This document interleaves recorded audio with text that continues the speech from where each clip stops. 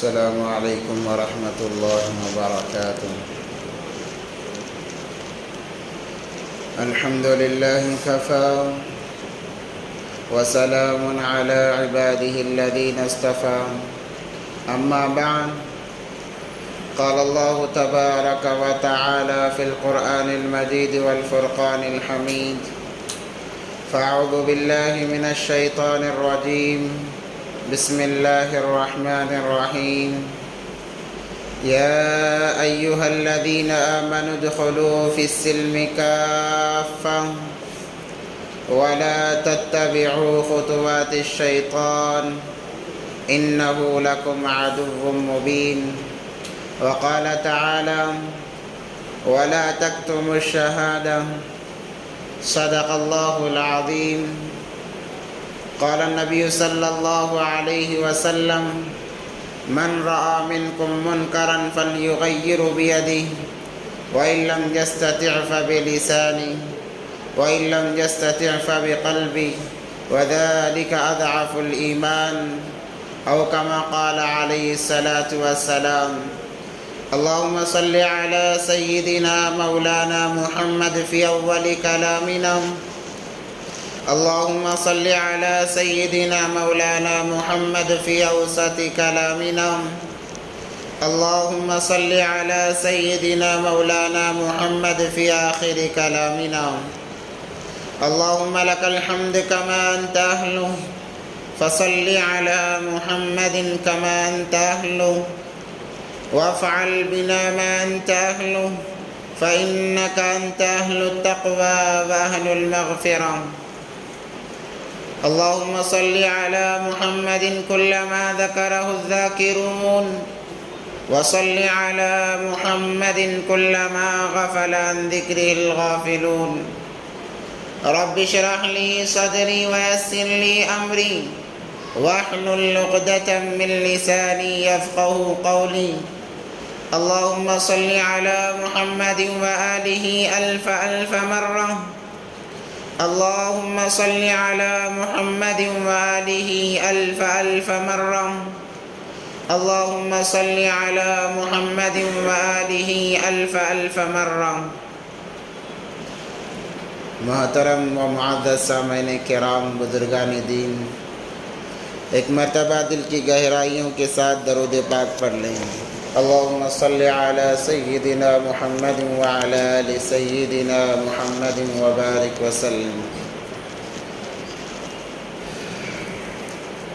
معزز سامعین کرام، جیسا کہ 2 ہفتے پہلے میں نے بتایا تھا، انسان کے پیدا کرنے کا مقصد کیا ہے. اللہ تبارک و تعالی نے دنیا میں کوئی چیز بے مقصد بے فائدہ پیدا نہیں فرمائی، جس کے لیے میں نے بہت ساری مثالیں بھی پیش کی، اور اسی کے ساتھ ساتھ دنیا بنانے کا مقصد بھی آپ حضرات کے سامنے واضح کر دیا گیا ہوں، اور انسان کی افضلیت، انسان کا مقام و مرتبہ کیا ہے، انسانوں میں خصوصی اعتبار سے ایمان والوں کا کیا مقام و مرتبہ ہے، آپ حضرات کے سامنے بیان کر دیا گیا ہوں. اللہ تبارک و تعالیٰ نے جب انسان کو دنیا میں بھیجا، اسے یوں ہی نہیں چھوڑا کہ چل میں نے دنیا کا نظام بنایا ہے، جاؤ اور دنیا میں زندگی گزار کر آ جاؤ، بلکہ انسان کو، بلکہ تمام انسانوں کو اللہ تبارک و تعالیٰ نے شریعت کا پابند بنایا ہے اور احکام سکھائے ہیں. اللہ کو کیسے راضی کیا جاتا ہے وہ تمام چیزیں بتائے ہیں. کس وقت میں کس علم کی ضرورت ہے، اللہ تبارک و تعالیٰ نے اس کی بھی وضاحت فرما دی. اس لیے آپ شریعت کا مطالعہ کریں، قرآن پاک کا مطالعہ کریں، آپ کو پتہ چل جائے گا کہ اللہ تبارک و تعالیٰ نے انسانوں کو ایسے ہی نہیں چھوڑا، بے دین بنا کر نہیں چھوڑا ہے، بلکہ جب انسان پیدا ہوتا ہے اس کے احکام بیان کیے گئے کہ کیا پیدائش کے احکام ہیں، بچہ جب پیدا ہو جائے کیا کیا جائے، شریعت کیا کہتی ہے. یہ نہیں کہا کہ دوسری قوموں کو دیکھو تم بھی ویسے کرو، ایسا نہیں، بلکہ احکام بتائے شریعت نے. 7 دن کا بچہ ہو جائے، عقیقہ کیا جائے، نام بہترین نام رکھا جائے جو معنی اور مطالب کے اعتبار سے عمدہ ہو، اور جب وہ بڑا ہو جائے، بالغ ہو جائے، اس کے احکام بتائے کہ اب نمازیں فرض ہو گئی، روزے فرض ہو گئے، اگر صاحب نصاب ہے زکوٰۃ فرض ہو گئی، اور جب جوانی کو آگے بڑھایا، اللہ نے کہا اب نکاح کا مستحق بن گیا، نکاح کے آداب بتائیں، جب نکاح ہو گیا والد بنا، والد کے احکام بتائیں، جب اور عمر بڑھتی گئی، دادا بنا یا نانا بنا، اس کے احکام بتائیں، بلکہ بوڑھا ہوا اس کے بھی احکام قرآن نے بتائے، یہاں تک کہ جب مر گیا اس کے بھی احکام بتائے۔ مسلمان وہ نہیں ہے جو دوسری قوموں کو دیکھ کر کہے کہ ہاں ایسے ہونا چاہیے، مسلمان وہ نہیں ہے جو فلاں کے مذہب کو دیکھ کر متاثر ہو جائے کہ یہ بہت اچھا مذہب ہے، ایمان والا وہ نہیں ہے جو یہودیوں کے طریقے کو اپنائے، ایمان والا وہ نہیں ہے جو نصرانیوں کے طریقے کو اپنائے، ایمان والا تو وہ ہے جو محمدی صلی اللہ علیہ وسلم کے طریقوں کو اپنائے۔ تمام احکام بیان کر دیے گئے، مگر افسوس یہ کہ ہم نے شریعت کو قریب سے دیکھا نہیں، مطالعہ نہیں کیا، ہم نے سمجھا نہیں، تو ہم کہتے ہیں کہ ہاں یہ احکام تو شریعت کے ہیں۔ شادی کے اندر جو رسم و رواج ہیں اس کا تعلق شریعت سے کیا ہے؟ پیدائش کے موقع پر اولاد کی جو رسم و رواج ہیں اس کا تعلق شریعت سے کیا ہے؟ یہ ہم تمام کی غلط فہمیاں ہیں، ہر ایک کا تعلق شریعت سے ہے۔ اسی طریقے سے جیسے یہ احکام گنوائے گئے، بتائے گئے، وضاحت کی گئی، اللہ تبارک و تعالیٰ نے قرآن پاک کے اندر سیاست کا بھی تذکرہ کیا ہے، مگر آج جب ممبر و محراب سے سیاست کی باتیں کی جاتی ہیں لوگ اچنبھے میں آ جاتے ہیں کہ ارے بھئی یہ کیا ہو رہا ہے، ممبر پر یہ کون سی باتیں ہو رہی ہیں۔ اگر عام قرآن کو پڑھتے پتہ چلتا کہ یہ بھی احکام یہیں سے بیان کیے جائیں گے۔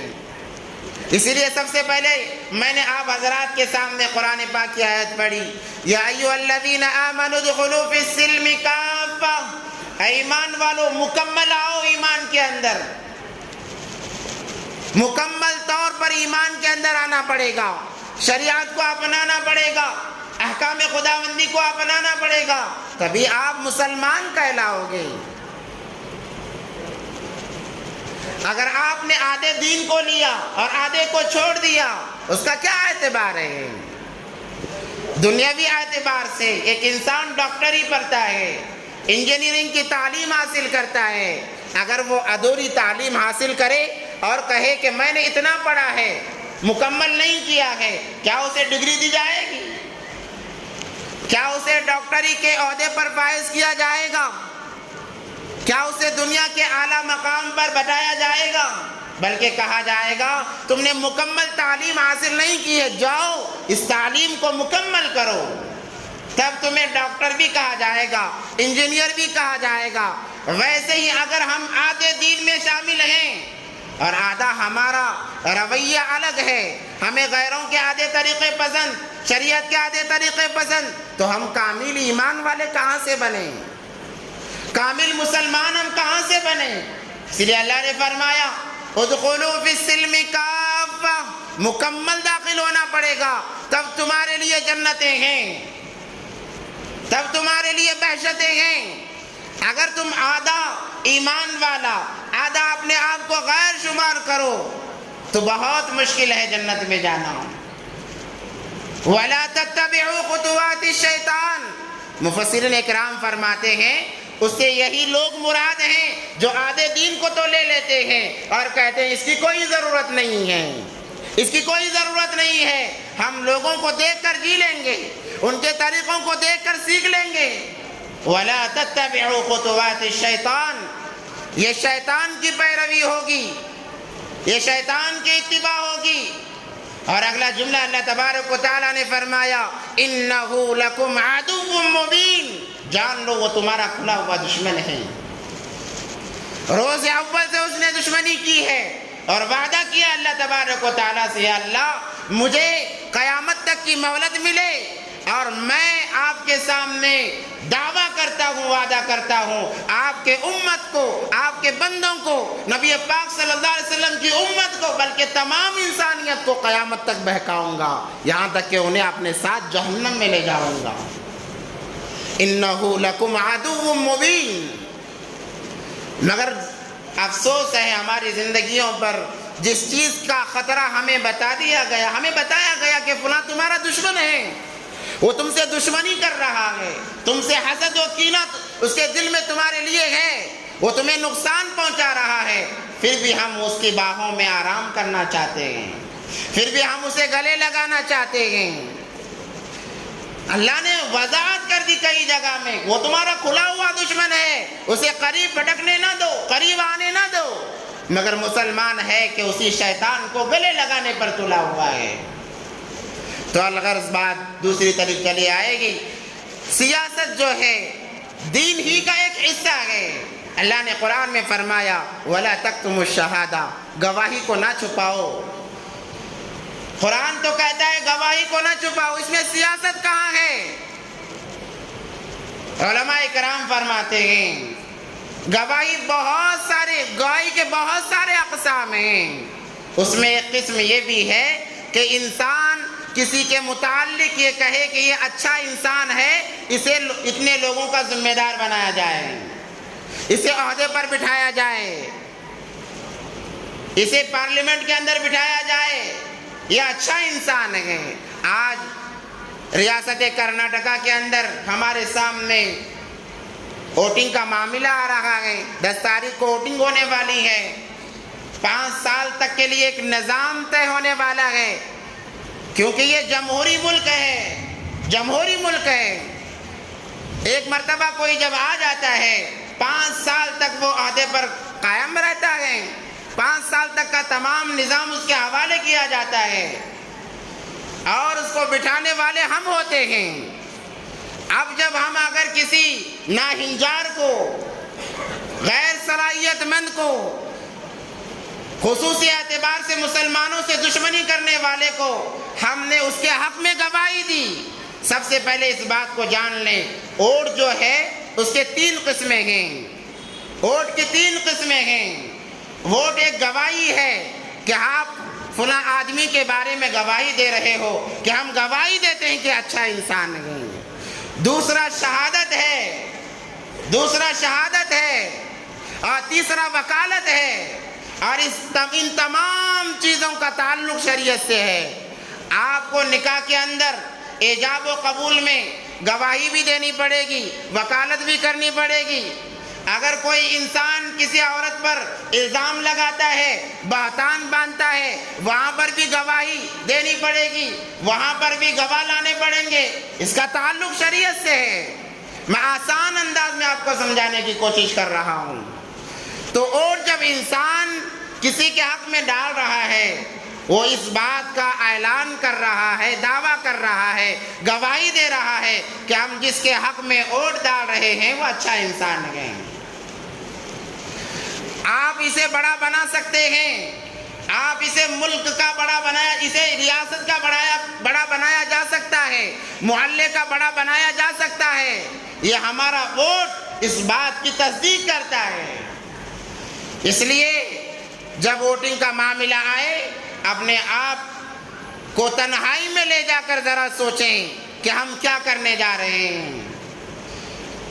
ووٹنگ جب آتی ہے، بعض مرتبہ یہ ووٹ نفل درجے میں رہتا ہے، بعض مرتبہ واجب بن جاتا ہے، بعض مرتبہ فرض بن جاتا ہے۔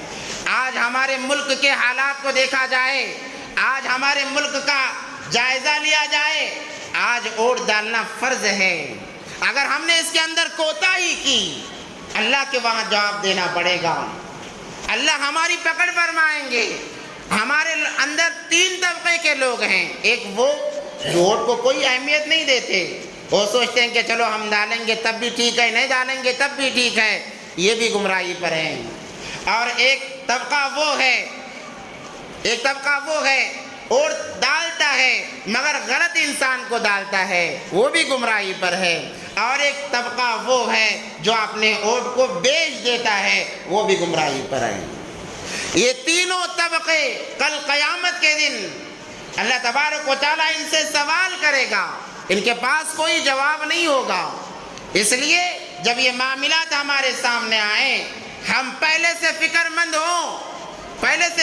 ہوں، لوگ ہمارے سامنے آئیں گے، ہمیں اکسائیں گے، کہا جائے گا آپ ہمیں ووٹ دو، ہم فلاں کام کریں گے، مکار ہیں، دغاباز ہیں، یہ سب کے سب ہم نے دیکھا ہے کیا حالات خصوصی اعتبار سے مسلمانوں کے ساتھ میں آئے ہیں۔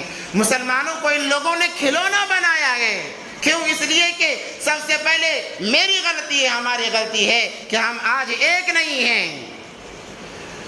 کسی کے سامنے جا کر ہم کھڑے ہو جائیں، وہ ہم سے پوچھتا ہے آپ کون ہو، آپ کا مذہب کیا ہے؟ ہم کہتے ہیں مسلمان، تو فوراً کہتا ہے سنی ہو، بریلوی ہو، اہل حدیث ہو، کون سے مسلمان ہو؟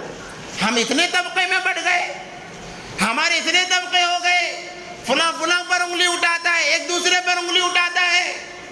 اگر آج کسی بریلوی عالم کو پکڑا جائے، کہا جاتا ہے کہ بریلوی عالم کو پکڑا گیا، ہمارا اس سے کیا تعلق ہے؟ آج دیوبندی عالم کو پکڑا جائے، کہا جاتا ہے کہ فلاں عالم کو پکڑا گیا، ہمارا کیا تعلق ہے؟ اہل حدیث کے عالم کو پکڑا جائے، ارے جو بھی ہو عالم تو عالم ہوتا ہے، چاہے وہ کسی فرقے سے تعلق رکھنے والا ہو۔ فرقوں میں ہم بٹ گئے، جب تک مسلمان فرقوں میں بٹا رہے گا اللہ کی مدد نہیں آئے گی، ہمیں ایک ہونا پڑے گا۔ اختلاف کس کے اندر نہیں ہوتے؟ باپ بیٹے کے اندر اختلاف ہیں، کیا یہ گھر میں رہنا چھوڑ دیتے ہیں؟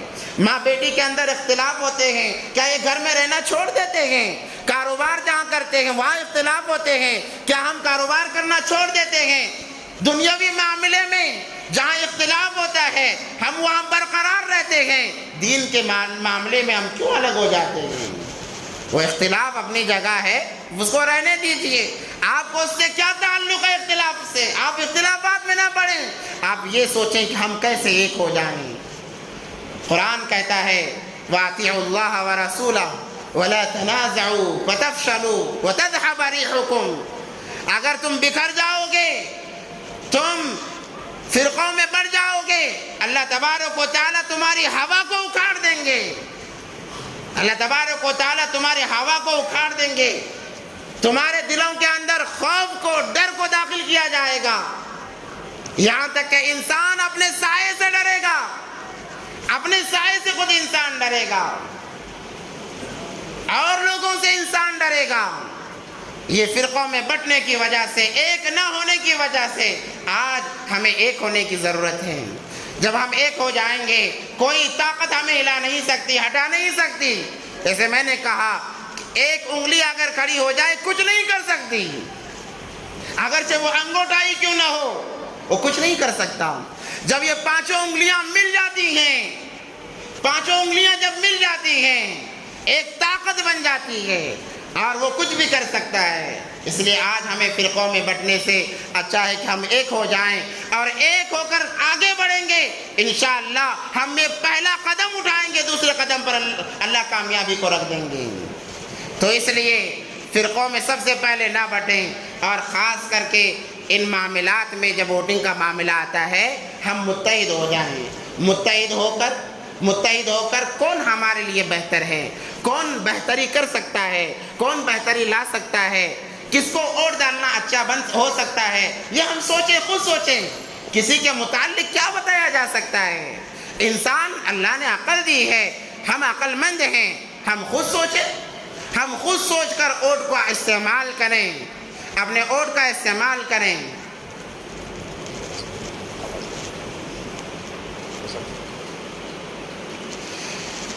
اور خبردار، چند پیسوں کے لیے اپنے ووٹ کو نہ بیچیں، چند پیسوں کے لیے اپنے ووٹ کو نہ بیچیں۔ وہ لوگ تو آئیں گے خریدنے کے لیے، کیا ہم اتنے گئے گزرے بن گئے؟ کیا ہماری اتنی حیثیت ہے کہ کوئی 500 روپے دے کر ہمیں خرید رہا ہے، کوئی 1000 دے کر خرید رہا ہے، کوئی 5000 دے کے خرید رہا ہے؟ کیا ہماری اتنی حیثیت ہے کہ جو بھی آیا 1000 روپے دے دیا، کہا کہ مجھے ووٹ ڈالو؟ جو بھی آیا 2000 دے دیا، کہا کہ مجھے ووٹ ڈالو۔ کیا ہماری اتنی حیثیت ہے؟ ہم 1000 روپے میں کتنا کھا سکیں گے؟ 2000 ہمیں کب تک ساتھ دیں گے؟ یا 10,000 ہمیں کب تک ساتھ دیں گے؟ اگر کسی کا خاندان بڑا ہے، زیادہ لوگ ہیں، 50,000 ہمیں کب تک ساتھ دیں گے؟ یا 1,00,000 ہمیں کب تک ساتھ دیں گے؟ یہاں 5 سال کا معاملہ ہے۔ نبی پاک صلی اللہ علیہ وسلم کا فرمان ہے، جب انسان ظالم کے حق میں گواہی دیتا ہے، اللہ تبارک و تعالیٰ اسے دنیا میں بھی عذاب میں مبتلا کرتے ہیں، مرنے کے بعد میں اللہ تبارک و تعالیٰ اس کی طرف سے چہرے کو موڑ لیں گے۔ نبی پاک صلی اللہ علیہ وسلم سے پوچھا گیا، اے نبی پاک صلی اللہ علیہ وسلم، سب سے بڑا گنہگار کون ہے؟ نبی پاک صلی اللہ علیہ وسلم نے فرمایا، سب سے پہلے شرک کرنے والا سب سے بڑا گنہگار، دوسرے نمبر پر والدین کو ستانے والا سب سے بڑا گنہگار، تیسرے نمبر پر جھوٹی گواہی دینے والا، یعنی ظالم کے حق میں ووٹ ڈالنے والا، یہ سب سے بڑا گنہگار ہے۔ یاد رکھیں، ظالم جب اقتدار پر آئے گا، وہ جتنے سالوں تک ظلم کرتا رہے گا، چاہے وہ جیسا بھی ظلم ہو، ہم برابر کے اس ظلم کے اندر شریک رہیں گے۔ آپ کہو گے، ارے ہم تو ظلم نہیں کر رہے، فلاں کر رہا ہے۔ ہم نے اسے وہاں پر بٹھایا ہے، وہ اس جگہ پر بیٹھ کر جتنا ظلم کرے گا، برابر کا ہمیں گناہ ملتا رہے گا۔ یاد رکھیں، وَتَعَاوَنُوا عَلَى الْبِرِّ وَالتَّقْوَى وَلَا تَعَاوَنُوا عَلَى الْإِثْمِ وَالْعُدْوَانِ، کہا قرآن میں۔ نیکی کے اندر ساتھ دو، برائی کے اندر ساتھ نہ دو۔ اگر برائی کے اندر ساتھ دو گے، برائی کرنے والا کوئی اور ہوگا، تم گھر بیٹھے بیٹھے گناہ کماؤ گے۔ اور ہمارے سامنے کتنے حالات آئے ان ایام کے اندر، ہم خود دیکھیں۔ NRC کا معاملہ آیا، کیا حالات تھے ملک کے، کیا حالات تھے مسلمانوں کے خصوصی اعتبار سے، یہاں تک کہ ہماری شریعت کو نشانہ بنایا گیا، لو جہاد کے نام پر کئی لوگوں کو مار دیا گیا، ماب لنچنگ کے نام پر کتنے لوگوں کا قتل کر دیا گیا،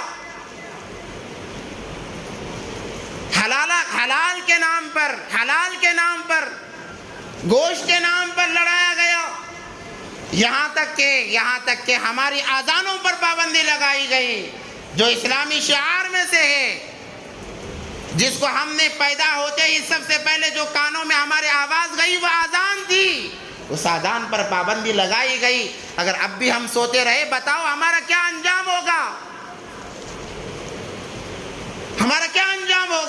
آج بھی ہمارے مسلمانوں میں سے بعض لوگ ایسے ہیں، ارے بھائی فلاں آدمی بہت اچھا ہے، بھائی اتنا سب ہو رہا ہے، وہ تو ہوتا رہے گا، اسی کو تو سیاست کہتے ہیں۔ نہیں، اس کو سیاست نہیں کہتے، اس کو ملک سے غداری کہتے ہیں، ملک سے بغاوت کہتے ہیں، اس کو سیاست نہیں کہتے۔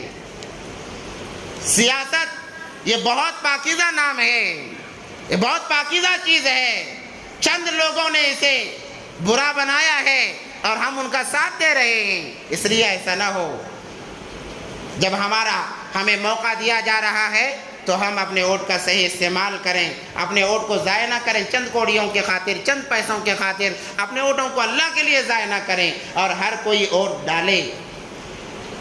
یہ ہمارا مستقبل اس کے اندر چھپا ہوا ہے۔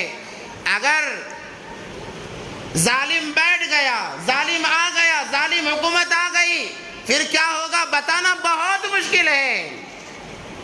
جمہوریت کو سب سے پہلے ختم کیا جائے گا، اس کے اندر مسلمانوں سے ووٹ ڈالنے کی طاقت کو چھین لیا جائے گا۔ انسان چاہ کر بھی کچھ نہیں کر سکتا۔ آج سرے عام دنگے ہو رہے ہیں، فساد ہو رہے ہیں، کیا کر رہے ہیں، کیا کیا جا سکتا ہے؟ انسان ہاتھ پر ہاتھ دھر کر بیٹھ سکتا ہے، کچھ نہیں کر سکتا۔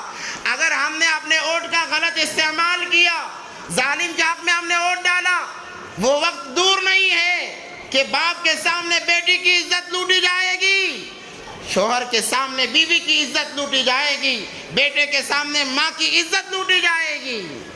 آج وہ سرسری ہاتھ ڈال رہے ہیں، کل کو سرے عام علی الاعلان وہ ظلم کریں گے۔ اس لیے اپنے ووٹ کا صحیح استعمال کریں، ووٹ کو نہ بیچیں۔ یہ ہمارا حق ہے، ہمیں ڈالنا ہے۔ جب ہمارا حق ہے ہم پر فرض بن جاتا ہے تو فرض کو ادا کرنے کے لیے پیسوں کی کیا ضرورت؟ فرض کو ادا کرنے کے لیے پیسوں کی کیا ضرورت ہے؟ یہ پیسے کب تک ساتھ دیں گے؟ جو انسان اپنے اونٹ کو بیچتا ہے، اپنے اونٹ کو بیچ کر مال لیتا ہے، وہ مال اس کے لیے حرام ہے، اس کی اولاد کھا رہی ہے، گویا وہ اپنی اولاد کو حرام کھلا رہا ہے۔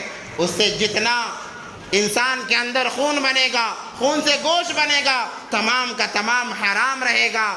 اللہ تبارک و تعالیٰ قرآن پاک کے اندر فرماتے ہیں، احادیث نبویہ کے اندر آتا ہے، جس کے حلق کے اندر ایک لقمہ حرام کا چلا جائے 40 دن تک اللہ تبارک و تعالیٰ عبادتوں سے دور رکھتے ہیں، یا کہا 40 دن کی عبادتوں کی توفیق اللہ تبارک و تعالیٰ چھین لیتے ہیں۔ اب اندازہ لگائیں وہ لوگ خصوصی اعتبار سے میں گزارش کرتا ہوں کہ ہم ایمان والے ہیں، ہمارا دین پاکیزہ دین ہے، پاکیزہ مذہب ہے، ہم اپنے آپ کو الگ کر کے گندہ نہ کریں۔ ہمارے مقام کو اللہ نے بڑھایا ہے، کہا تم میرے خلیفہ ہو، تم میرے نائب ہو، تم میرے حبیب کے امتی ہو، تمہارا مقام بہت بڑا ہے، تمہارا مرتبہ بہت بڑا ہے۔ کسی امت کا تذکرہ اللہ تبارک و تعالیٰ نے قرآن پاک کے اندر اتنے پیارے انداز سے نہیں لیا جتنا اس امت کا تذکرہ لیا۔ اللہ نے کہا کنتم خیر امت اخرجت للناس تأمرون بالمعروف وتنہون عن المنکر۔ اور کیا مقام کو بڑھایا جائے۔ اس لیے خدا را اپنے حال پر رحم کریں، جب ہمارے سامنے اوٹ کا معاملہ آئے ہم اوٹ کو نہ بیچیں۔ اوٹ ہر کوئی اوٹ ڈالے، یہ نہیں کہ چلو بھائی ہر حکومت، ہر طبقے والے ظلم کرنے والے ہیں تو کیوں ہم ظلم کا ساتھ دیں، یہ کہہ کر آپ خاموش بیٹھیں گے تب بھی گنہگار ہوں گے۔ ہو سکتا ہے آپ کے سچے دل سے کسی کے حق میں اوٹ ڈالنا یہ دیکھ کر کے فلاں انصاف کر سکتا ہے، اسے کامیابی کو پہنچائے گا۔ آپ کا ایک ووٹ کسی کی جیت اور ہار کا سبب بن سکتا ہے۔ آپ نے بڑے سوچ و فکر کے بعد میں ایک کو منتخب کیا کہ اس کو ڈالنے سے یہ کام کر سکتا ہے، اور آپ نے ڈالا، وہ کامیاب ہو گیا۔ اس کے بعد جتنا خیر پھیلے گا آپ اپنے گھر میں بیٹھ کر اس کا ثواب آپ کو ملتا رہے گا۔ اس لیے بعض لوگ یہ سوچتے ہیں کہ چلو ڈالنا ہی نہیں ہے، یہ بھی غلط ہے، غلط جگہ ڈالنا یہ تو غلط ہے ہی ہے۔ ووٹ کو بیچنا تو بہت بری چیز ہے، اس لیے اس سے بچتے رہیں۔ اور خاص کر کے نوجوانوں سے کہتا ہوں اس دن اپنے آپ کو اکٹھا کریں کہ یہ کوشش کریں کہ ہمارا مسلمان کا کوئی ایک ووٹ ضائع نہ ہو۔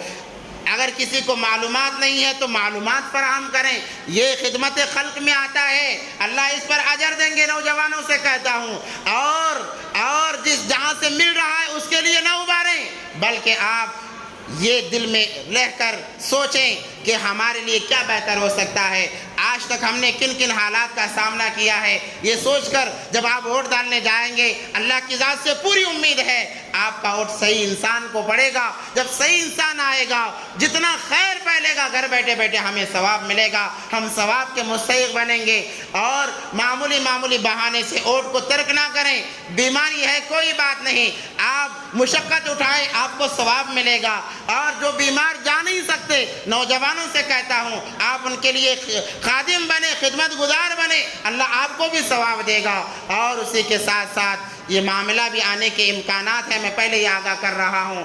بہت ساری جگہوں میں یہ بات بھی آئے گی کہ جیسے حجاب کا معاملہ آیا، ووٹنگ کے معاملے میں بہنوں کے لیے یہ بہت بڑا مسئلہ بن سکتا ہے کہ آپ کو چہرہ دکھانا پڑے گا، چہرہ دکھائے بغیر نہیں جائیں گے، یہ بات آ سکتی ہے۔ میں آپ کو پہلے ہی آگاہ کر رہا ہوں، وضاحت کر رہا ہوں، اس لیے سب سے پہلے ووٹ ڈالنے کی کوشش کریں، بھلے ہم آخر میں ڈالیں، ہماری عورتوں کو سب سے پہلے ہم ساتھ میں لے جائیں اور ووٹ ڈلوائیں۔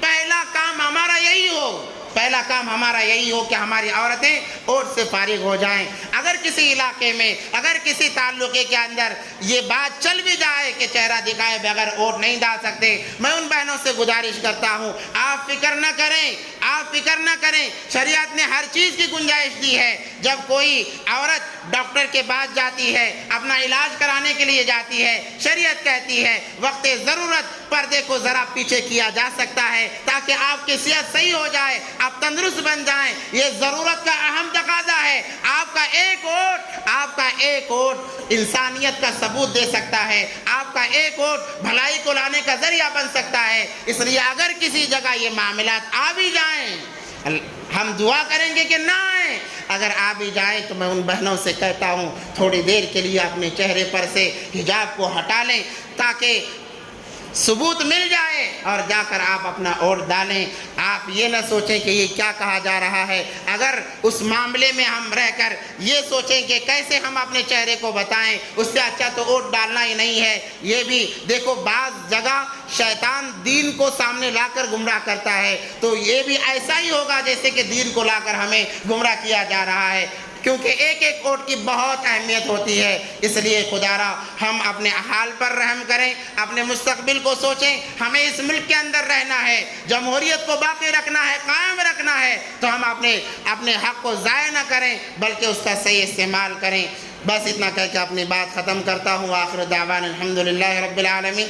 چند اعلانات ہیں، ذرا اس کو بھی سن لیں کہ الحمدللہ جیسے گزشتہ سال بھی مکتب کا نظام بنایا گیا، الحمدللہ بڑی خوشی اس بات کی ہوئی کہ 100 سے زائد بچوں نے داخلہ لیا اور تعلیم حاصل کی۔ جہاں پر قرآن کی تعلیم دی جاتی ہے، ہماری یہ فکر ہوتی ہے کہ ہمارے بچوں کے عقائد بھی صحیح رہیں، کیونکہ آج اسکولوں کا نظام تعلیمی پالیسی کے ذریعے سے اتنا بگاڑ دیا گیا ہے کہ ڈر ہونے لگتا ہے کہ ہمارا بچہ تو گھر سے مسلمان بن کر جاتا ہے، پتہ نہیں آتے ہوئے وہ مسلمان ہے بھی یا نہیں ہے، کیونکہ ایمان پر اتنا حملہ کیا جا رہا ہے، اتنی زبردست پکڑ کی جا رہی ہے۔ اس لیے ہم یہ فکر کرتے ہیں کہ ہمارے بچوں کے اندر ایمان کی کیا کیفیت ہے۔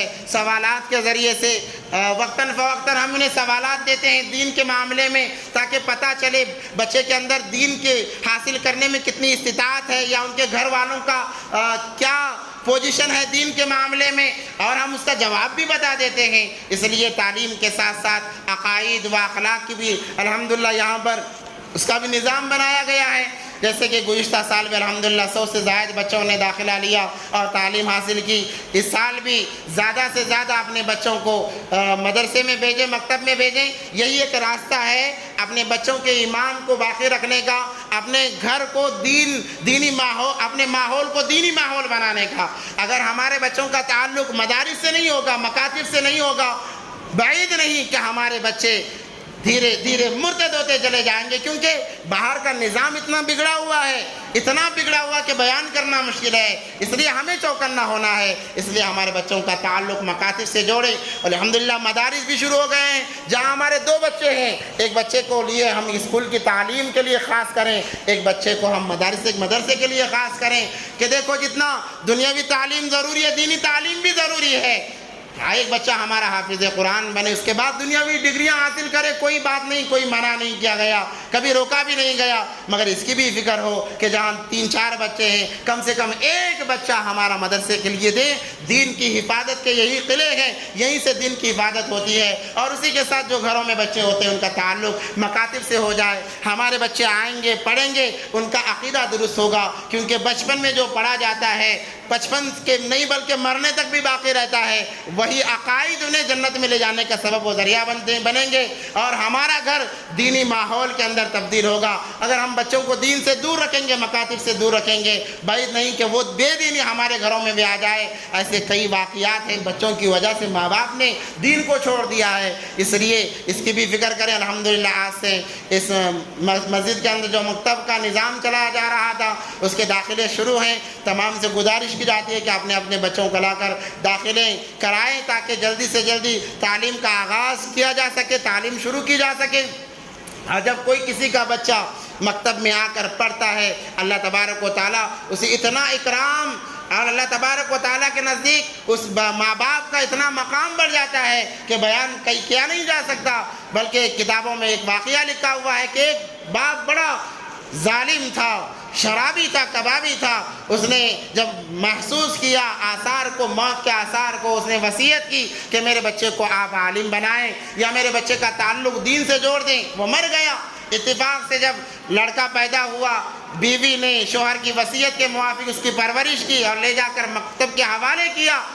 اس سے پہلے بیوی ہمیشہ خواب دیکھا کرتی، شوہر کہتا مجھے آگ میں جلایا جا رہا ہے، تکلیف دی جا رہی ہے، وہ طرح طرح کے واقعات بیان کرتا، بیوی پریشان ہوتی۔ مگر جیسے ہی مکتب کے اندر بچے کو داخل کیا گیا، اس کے بچے نے اعوذ باللہ اور بسم اللہ الرحمن الرحیم پڑھا۔ اس رات میں بھی اس بیوی نے خواب میں دیکھا تو اس کا شوہر جنت کے اندر عیش کر رہا ہے، بڑے مزے سے ہے۔ کہا کہ یہ معاملہ کیسے تبدیل ہوا، یہ کیا معاملات ہوا؟ تو شوہر نے کہا کہ جب میرے بچے نے پہلی مرتبہ بسم اللہ الرحمن الرحیم پڑھا، اللہ نے کہا کہ اس کے باپ کو جہنم سے نکال دیا جائے۔ فرشتے نے پوچھا یا اللہ یہ تو گنہگار تھا۔ اللہ نے کہا جس کا بچہ دنیا میں رحمان اور رحیم کہہ کے پکارتا رہے مجھے، اور میں اس کے باپ کو آگ میں جلاؤں، یہ مجھے گوارا نہیں ہوتا، فوراً نکال دیا گیا۔ تو یہ بچوں کے اندر جب دین آئے گا ہمارے مرنے کے بعد، وہ ہمارے لیے ایصال ثواب بھی کریں گے۔ جس انسان کا بچہ ناظرہ قرآن پڑھتا ہے، اللہ تبارک و تعالیٰ اس والدین پر جنت کو واجب کر دیتے ہیں۔ اور جس کا بچہ حافظ قرآن بن جائے، کوئی بعید نہیں ہے، آپ نے پہلی کلاس سے مکتب میں بھی اگر داخل کر دیا، وہ 10 پڑھتے پڑھتے وہ حافظ بن جائے گا، کوئی مشکل نہیں ہے، بس پابندی سے بھیجنے کی ضرورت ہے اور اس کی ذرا سی نگرانی کی ضرورت ہے۔ آپ نے ایک کام کر لیا، آپ کا بچہ 10th بھی پاس کرے گا۔ آج ہمارے سامنے بلکہ ہمارے پاس پڑھے بھی کتنے ایسے بچے ہیں جو مکتب میں جنہوں نے حفظ قرآن کو مکمل کیا ہے، کوئی بعید نہیں ہے، بس پابندی شرط ہے۔ اگر آپ کا بچہ پابندی سے آتا رہے گا، 10th کا ایگزام دینے سے پہلے وہ حافظ قرآن بن جائے گا۔ اور جس کا بچہ حافظ قرآن بن گیا، اللہ قیامت کے دن 3 بڑے اسے انعامات سے نوازیں گے انشاءاللہ۔ اگر موقع ملا اگلے جمعہ وہ 3 کیا انعامات ہیں بیان کیا جائے گا۔ اللہ سے دعا ہے کہ اللہ ہم تمام کو ان باتوں پر عمل کی توفیق عطا فرمائے۔